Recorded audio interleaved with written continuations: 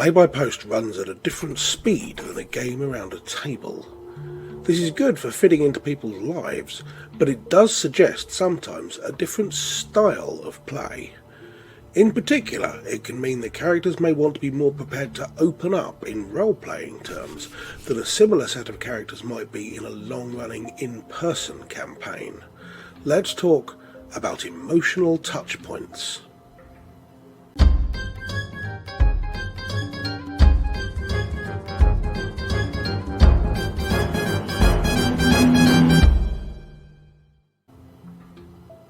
A long campaign, where the players have a 4-hour session once a week and where they dive into role-playing with gusto, might go a very long time before the characters really bond in friendship with one another. Those of you who have watched Critical Role, for example, may know that the characters in either campaign have been quite secretive about their motives and their backstories before gradually opening up as those characters became friends in truth rather than just by fiat. But that's a luxury open to an in-person campaign that's less available to PBP players. A single one-shot, which takes up one 4-hour session around the table, might take 6 or 8 weeks in online text play. So if a character takes a year of in-person sessions before they open up about their motives, that's 104 months, or nearly a decade. Nobody's going to plan for a revelation that takes that long, so things do need to move faster. Some of this is on the GM, of course, but the most important part of it is with the players. In order to make progress at any kind of reasonable speed, the players have to be prepared to play their characters as more ready to be emotionally available than they might do in tabletop play. Characters really need to be quicker to trust, faster to open up emotionally to their party.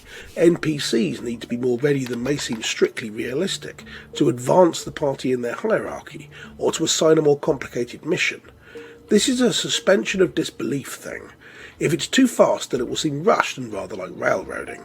But if it's done at a realistic speed, then honestly, your characters will never get to their emotional payoff at all. Maybe your cleric with the conflicted past really would refuse to talk about it until they'd been through fire and ordeal with the party 10 times. But if you truly do hold to that, then you'll need to be prepared for not being able to portray your character through that story until the campaign has been running for 6 years. And that's almost certainly not going to happen. Don't rush headlong into things. If you pour out your angst in great screeds of text 3 days into the first adventure, then you'll look like a wannabe who's trying to make the game about themselves. But you do want to get to that story, right? So accelerate the process a little. Be faster to trust your party to reveal secrets that might seem strictly realistic, because that makes the story move forward. The GM should do the same thing too.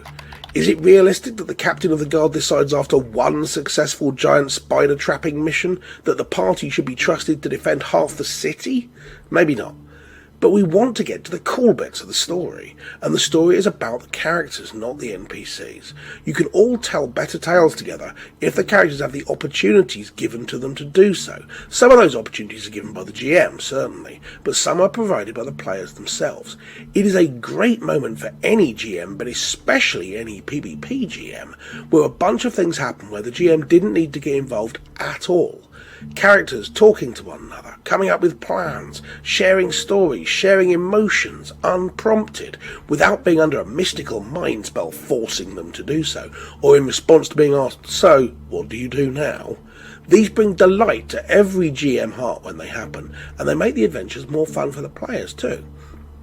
Another Critical Role example, sometimes they have guest players on the show, and you'll see the guests act in a similar way. They don't have 115 episodes to fully explore their story and gradually reveal parts of it. They're around for one session, or maybe a couple. So if the role that the guest is playing is centred around some emotional weight, then it's important to get that into the story in the limited time available. PBP play can be thought of a little like this. A scene might take a week to play out, and a particular adventure might take 2 months, but that 2 months is only really one long evening of tabletop play. So although the characters haven't done all that much, they might still be trusting. You could almost think of this as being real-world time. When deciding how open to be with the party, go by how long it's been in the real world, not how long it's been for the characters. Obviously, this only really applies to role-play heavy games rather than combat-heavy ones. In a combat-heavy game, the players are normally responding to prompts from the GM, where that prompt comes in the form of a planned fight or a random encounter, and there's not much in between fights. If you're in that sort of game where motives and motivations aren't that important, then there's less need for all of this. But combat-heavy games have their own set of challenges, which we'll look at other points in this series. See you next time.